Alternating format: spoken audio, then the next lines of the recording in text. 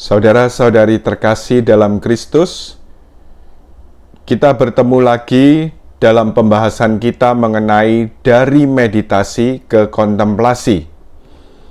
Pada bagian kedua ini, kita akan berbicara mengenai pujian penyembahan sebagai salah satu bentuk doa lisan. Satu ungkapan yang terkenal dari seorang kudus dan pujangga gereja, yaitu Santo Agustinus, Uskup Hippo. Beliau menyatakan, "Qui bene cantat bis orat." Ia yang bernyanyi dengan baik sama dengan berdoa 2 kali. Jadi dari sini dapat kita lihat kaitan antara nyanyian pujian penyembahan dengan doa. Jadi kalau kita sungguh-sungguh memuji dan menyembah, berusaha dengan sebaik-baiknya dengan bantuan rahmat Tuhan, maka seperti yang dinyatakan Santo Agustinus ini, sebenarnya kita juga berdoa 2 kali. Bapak, Ibu, saudara-saudari yang dikasihi Tuhan Yesus, kita pada kesempatan ini masih berbicara tentang metode doa. Ya, saya ingat ada satu pengalaman kira-kira 8 tahun yang lalu ketika mengajar di kelas karakter building. Jadi kelas spiritualitas pelayanan ini mulai tahun 2009 dengan doa dan pelayanan, lalu 2010 mulai dengan karakter building. Nah, tetapi ini satu kesempatan kira-kira 8 tahun yang lalu di kelas karakter building, waktu itu mengajar hubungan pribadi dengan Allah sebagai dasar pelayanan. Dan waktu itu kemudian kita belajar bersama tentang satu metode doa sebagai satu alternatif, karena di SEP sendiri sangat ditekankan sejak awal untuk para murid selalu berdoa dengan metode Lectio Divina. Nah, tetapi sebagai satu alternatif saya tawarkan waktu itu doa Yesus. Nah, setelah kemudian diberi kesempatan tanya jawab, lalu kemudian ada murid yang bertanya, ya. Dan murid ini sekarang juga menjadi rekan pengajar juga di SEP, ya. Jadi ada murid yang bertanya, "Loh, kalau saya dalam doa pribadi, saya tidak melakukan doa Yesus, tetapi saya terbiasa untuk melakukan pujian penyembahan. Nah, ini bagaimana?" Nah, waktu itu karena ya saya kemudian punya kebiasaan dan merasa sesuatu yang sangat baik dengan doa Yesus, ya kemudian saya memang tetap menekankan bahwa sebaiknya artinya apa? Pujian penyembahan hanya bersifat menghantar. Ya, jadi kemudian orang tetap berusaha menghayati doa batin dengan Lectio Divina atau doa Yesus. Tetapi rupanya murid ini kurang puas dengan jawaban itu, ya. Nah, akhirnya kemudian ya dalam perjalanan waktu kemudian saya seperti disadarkan begitu, ya. Jadi memang tiap orang punya karakter yang berbeda, punya panggilan yang berbeda. Jadi memang baik doa Yesus dan Lectio Divina mau tidak mau ini juga merupakan satu metode doa. Dan metode doa ini diperlukan untuk membantu ketika orang berdoa dalam waktu yang cukup lama, maka diperlukan suatu metode. Nah, karena sebenarnya ini satu metode, maka sifatnya adalah sarana untuk membantu. Jadi memang tidak bisa dimutlakkan untuk setiap orang. Nah, kalau kemudian ya ibu tadi yang bertanya, kemudian dia lebih tertarik ke arah pujian penyembahan, itu sebenarnya tidak ada masalah. Karena pujian penyembahan ini pun juga merupakan satu bentuk doa. Ya, jadi suatu doa yang diungkapkan dengan kata-kata yang dinyanyikan.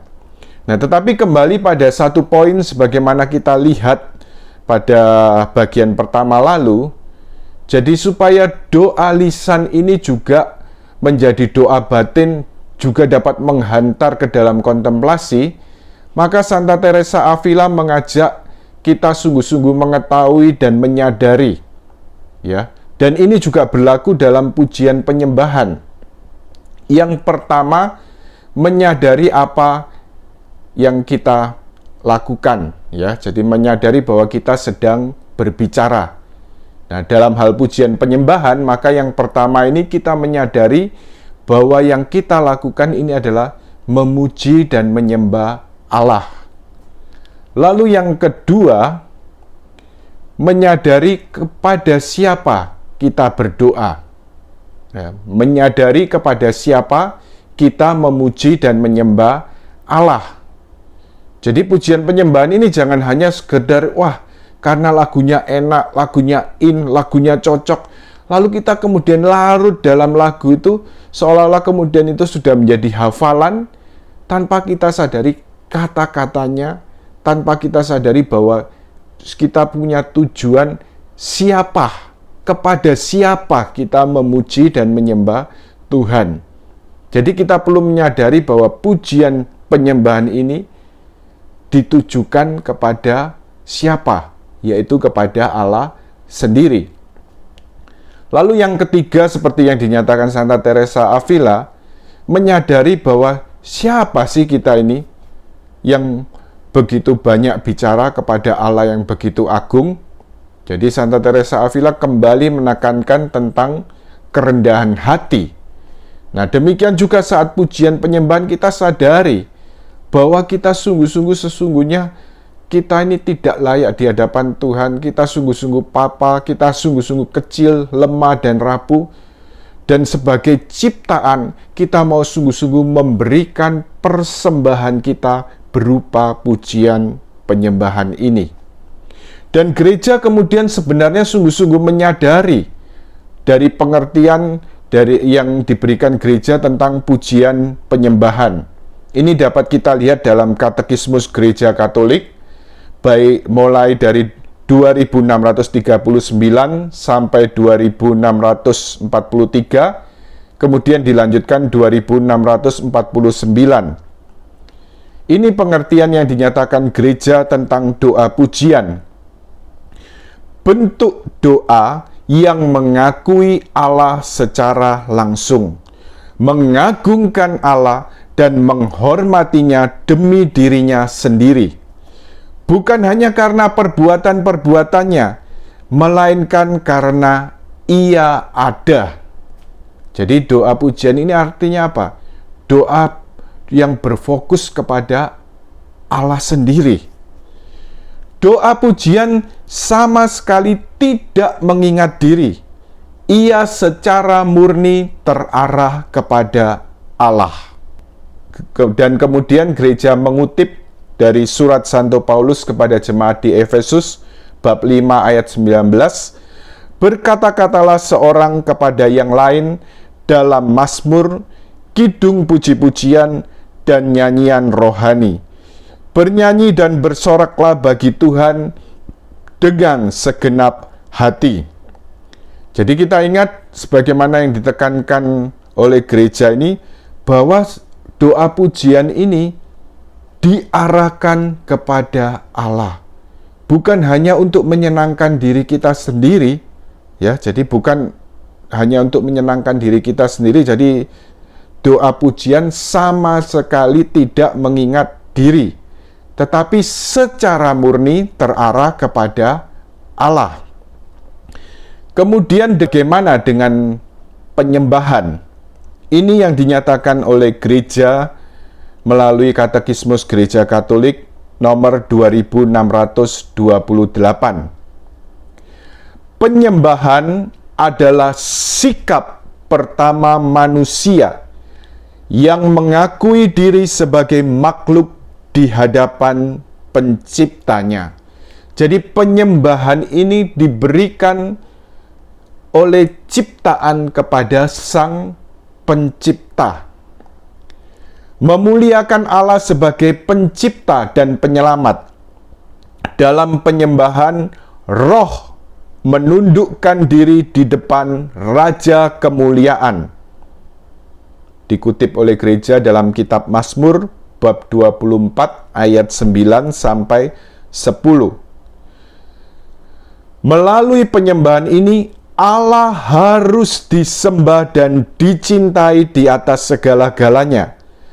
Penyembahan merupakan ungkapan kerendahan hati dan kepercayaan kita. Jadi sebenarnya sangat sinkron dengan apa yang dinyatakan Santa Teresa Avila tadi ya, supaya doa lisan dapat menjadi doa batin, yaitu pada bagian ketiga. Yaitu artinya apa? Dalam doa dan juga dalam pujian penyembahan, kita perlu menyadari kepapaan kita di hadapan Allah. Melalui pujian dan penyembahan, kita mengagungkan Allah sebagai pencipta dan kita sadari bahwa diri kita ciptaan yang sungguh-sungguh lemah dan rapuh dan sungguh-sungguh tergantung kepada Allah. Baik, sekarang kita lihat apa tujuan pujian dan penyembahan. Yang pertama, pujian penyembahan adalah salah satu ungkapan cinta kasih kepada Allah.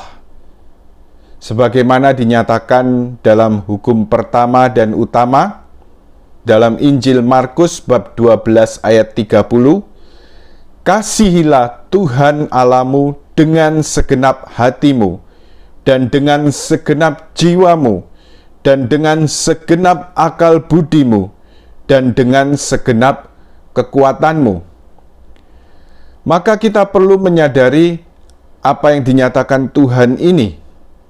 Juga ketika kita memuji dan menyembah Tuhan, bahwa kita mau melakukan dengan segenap hati, bukan hanya sekedar rutinitas, bukan hanya apa yang ya kadang-kadang ya ini kecenderungannya orang melakukan pujian penyembahan bukan ke arah atas tujuannya, ya bukan dipersembahkan sungguh-sungguh kepada Allah, tetapi sebenarnya apa? Selalu kembalinya apa? Ke diri sendiri. Pokoknya aku enjoy, pokoknya aku senang, pokoknya kemudian sesuai dengan seleraku. Nah, padahal pujian penyembahan ini adalah ungkapan kasih kepada Allah. Dan kalau kita sungguh-sungguh mengasihi Allah, kita harus berani juga meninggalkan diri kita.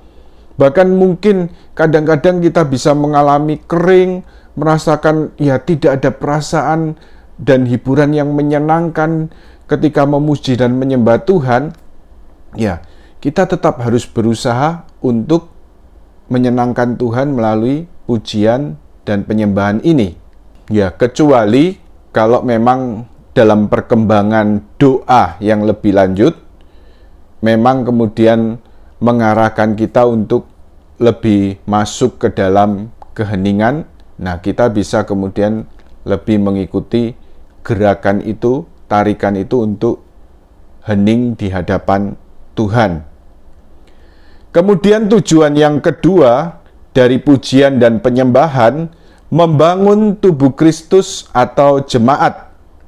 Jadi turut serta membangun gereja. Sebagaimana dinyatakan oleh Santo Paulus kepada jemaat di Korintus pada suratnya yang pertama, bab 14 ayat 26. Bila mana kamu berkumpul, hendaklah tiap-tiap orang mempersembahkan sesuatu, yang seorang mazmur, yang lain pengajaran, atau pernyataan Allah, atau karunia bahasa roh, atau karunia untuk menafsirkan bahasa roh. Tetapi semuanya itu harus dipergunakan untuk membangun. Di sini Santo Paulus mengajak kita dengan satu semangat ketika kita hadir dalam pertemuan jemaat, ya. Jadi juga hadir misalnya dalam persekutuan doa untuk memuji dan menyembah Tuhan, yaitu hendaknya tiap-tiap orang mempersembahkan sesuatu. Nah, sedikit apa yang dinyatakan Santo Paulus ini juga menjadi evaluasi bagi kita ya. Kadang-kadang orang datang ke persekutuan doa atau kelompok-kelompok doa dengan tujuan supaya apa? Supaya saya mendapatkan sesuatu. Nah, padahal dalam teks ini, dalam teks kitab suci ini, Santo Paulus menekankan dalam pertemuan jemaat supaya hendaknya tiap-tiap orang mempersembahkan sesuatu. Jadi semangat untuk mempersembahkan, untuk memberikan sesuatu kepada jemaat dalam persekutuan itu. Bukan untuk mencari atau menerima sesuatu. Nah, tetapi dalam hal ini kita sadari ya, apa yang dinyatakan Santo Paulus ini, dengan mempersembahkan sesuatu apapun yang diberikan Tuhan pada kita, kita mau persembahkan saat kita bersekutu, saat kita memuji dan menyembah Tuhan, maka itu akan berguna untuk pembangunan tubuh Kristus. Ya, segala pujian penyembahan itu akan berguna membangun gereja. Baik, dari surat Santo Paulus tadi, Santo Paulus juga menyinggung tentang bahasa roh. Ya, jadi ini mengingatkan saya juga tentang bahasa roh ini sebagai karunia doa pujian. Satu rahmat dalam pembaharuan karismatik Katolik, tetapi sebenarnya kalau kita lihat dalam kehidupan gereja awali, juga dari surat-surat Santo Paulus, dari Kisah Para Rasul, bahwa karunia berdoa dalam bahasa roh ini sudah ada dalam gereja sejak dahulu. Dan kemudian ya melalui pembaharuan ini, melalui pencurahan Roh Kudus secara baru pada zaman ini, karunia berdoa dalam bahasa roh ini kemudian dikaruniakan oleh Tuhan secara berlimpah kepada gerejanya pada zaman ini. Nah, ada teolog-teolog yang kemudian memberikan pendapatnya bahwa bahasa roh, jadi karunia berdoa dalam bahasa roh ini juga merupakan satu bentuk kontemplasi. Mereka menyebut sebagai kontemplasi yang ribut, a noisy contemplation. Jadi maksudnya apa? Dengan berdoa dalam bahasa roh, baik didoakan secara biasa atau kemudian dinyanyikan, rupanya kemudian dari pengalaman, banyak orang kemudian dengan berbahasa roh, kemudian ditarik dan dihantar untuk masuk dalam keheningan, untuk menyadari kehadiran Allah secara lebih mendalam. Ya, jadi masuk dalam satu kontemplasi yang sederhana ya. Jadi sungguh-sungguh menyadari dan mengalami kehadiran Tuhan sendiri. Kemudian kita perlu sadari bahwa pujian penyembahan ini merupakan satu bagian yang penting dalam kehidupan umat beriman, baik mulai dari perjanjian lama, ya kita kemudian mengetahui dari kitab suci dengan kitab Mazmur yang bisa dibaca, kemudian juga bisa dinyanyikan, dan kemudian dari perjanjian lama ini diteruskan dalam perjanjian baru dan gereja, dan kemudian diperlengkapi dengan misteri kehidupan Tuhan Yesus sendiri. Jadi ada kebiasaan menyanyikan pujian dan penyembahan dengan mendaraskan mazmur, yaitu melalui ibadat harian yang tertulis dalam buku Brevir. Ya, jadi buku Brevir.